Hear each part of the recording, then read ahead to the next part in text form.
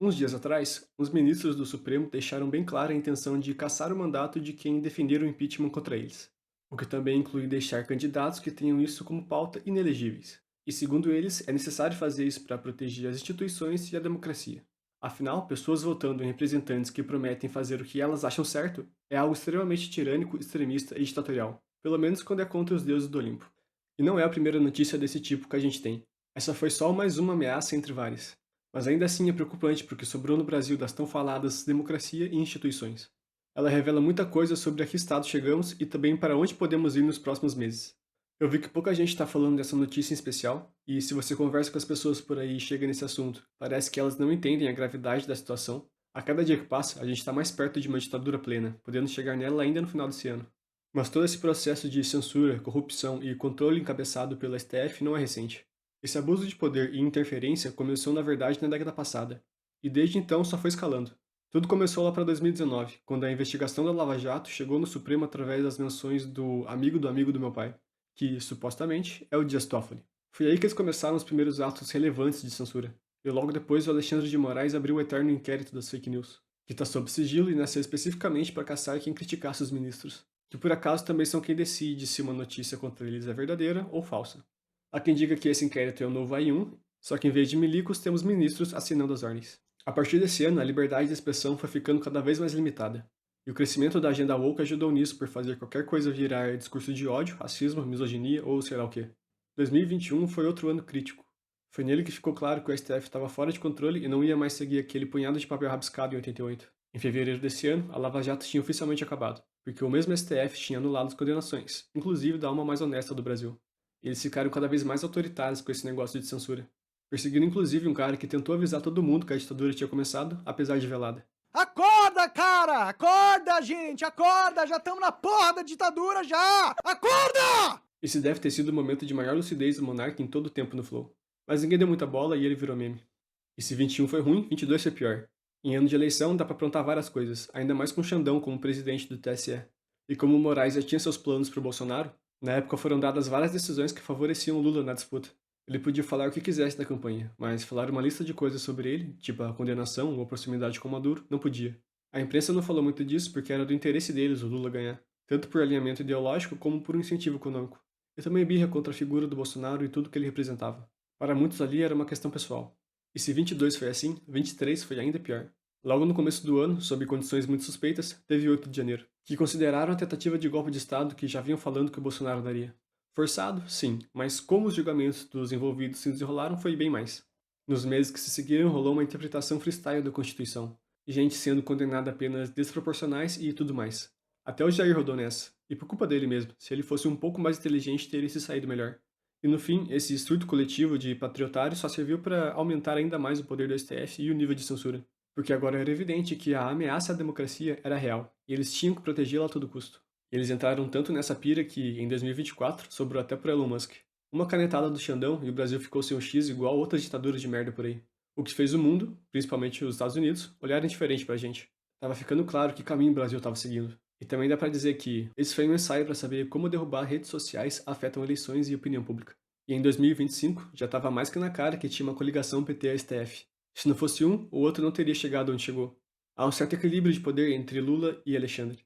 Mas todo mundo sabe quem manda mais. E como se não bastasse o judiciário e o executivo estarem juntos, o legislativo também está alinhado com eles. Tanto Câmara como Senado não têm oposição real. A maioria dos que se dizem de direita lá não passam de oportunistas do Centrão. E até agora isso acontecia muito porque, como todo mundo tem algum esquema de corrupção por trás, ninguém arriscava irritar o STF e ser investigado. Mas agora demos um passo além que pode acabar de vez com qualquer oposição. Essa pressão que o lado negro do STF está fazendo ao ameaçar caçar ou deixar inelegível quem propor o impeachment deles, pode ser a cooptação final do legislativo. E essa ameaça pode muito bem não ser um blefe. Tanto que o Senado barrou o indiciamento dos ministros mais merdeiros e do PGR na CPI do crime organizado, algo que poderia terminar em impeachment.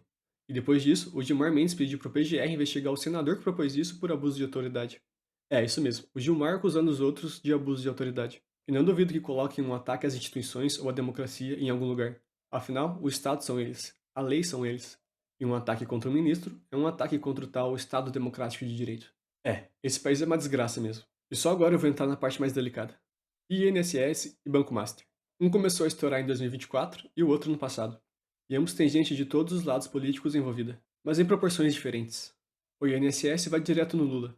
Os 2 anos de maior roubo foi assim que ele entrou e o irmão e o filho dele estão envolvidos. Já o Master em especial pega em cheio os deuses do Olimpo, principalmente a tríade de Toffoli, Moraes e Gilmar, que ao que tudo indica tem muita coisa para ser descoberta ainda. E assim como aconteceu com a Lava Jato, eles estão desesperados para acabar com a investigação do caso Master. Já tentaram empacar a delação do Vorcaro, estão abafando o caso do sicário ligado a ele, morto de forma suspeita dentro da PF numa queima de arquivo descarada, e até agora ninguém explicou direito os 129 milhões que o Moraes recebeu através dos servicinhos prestados supostamente pelo escritório da mulher. Eles estão cada vez mais pressionados com tudo isso, e quanto mais informação sair, mais forte o desespero vai bater. Mas se eles já mostraram que não vão largar o osso por vontade própria, nem sair à força por impeachment, a outra opção é se segurar no poder. E eles já acumularam tanto ao longo dos últimos anos que não dá para descartar atitudes drásticas. E se a gente olhar para o Lula, vai ver um cenário parecido. A investigação do INSS aponta para ele. E se ele sair da presidência, tem um leve risco de ele voltar para a cadeia. Fora as várias outras merdas que ele fez e que podem ter consequências também. E para piorar, o Lula ainda tem toda a esquerda brasileira, e talvez da América Latina, contando com ele para mais alguns anos no poder.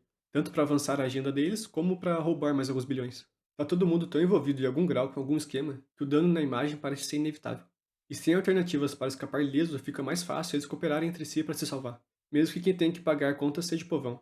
Até agora, salvar a democracia serviu de desculpa para acabar com a democracia, e pode ser que o fim da democracia venha como desculpa para salvar de vez a democracia. Paradoxal, né? Mas você já entendeu o que salvar a democracia realmente quer dizer. E até o final do ano a gente vai descobrir qual é o plano deles. Tudo vai depender não só do resultado das eleições, mas de como ela vai acontecer. E nem toda ditadura começa com tanques na rua e censura total. Esse cenário não é descartável se tudo der errado, já que pode ser que até os comandantes das Forças Armadas estejam envolvidos no caso Master. Mas o mais provável vai ser uma abordagem tipo a da Venezuela, manipulando as eleições, calando um ou outro e levando tudo na maciota. Em teoria, Lula pode ficar inelegível por causa daquele rolo de campanha eleitoral antecipada no carnaval. Mas é pouco provável que o TSE, controlado pelo STF, decida isso. Mas critérios bem diferentes podem ser usados para a concorrência. O Renan Santos, por exemplo.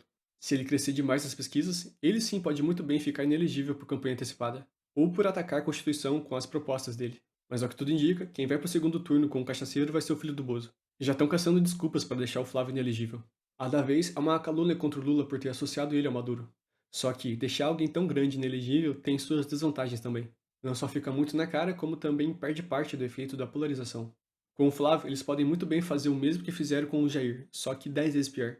E aí, no dia do segundo turno, Lula magicamente ganha com uma vantagem ainda mais apertada que foi contra o Bolsonaro pai. Nesse caso, fudeu.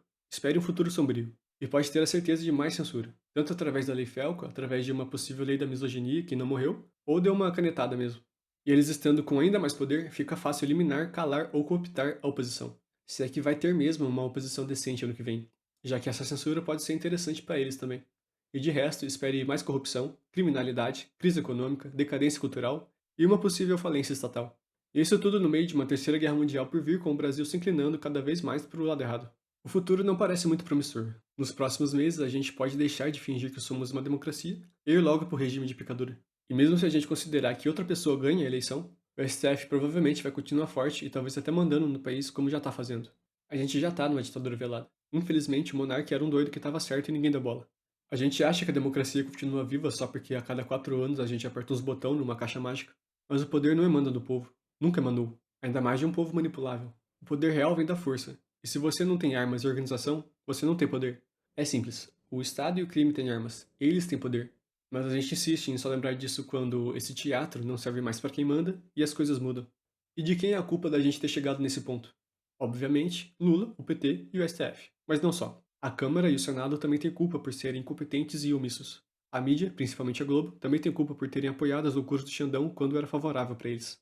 E o mesmo dá para dizer dos mega empresários corporativistas e banqueiros que ajudaram a eleger o Lula.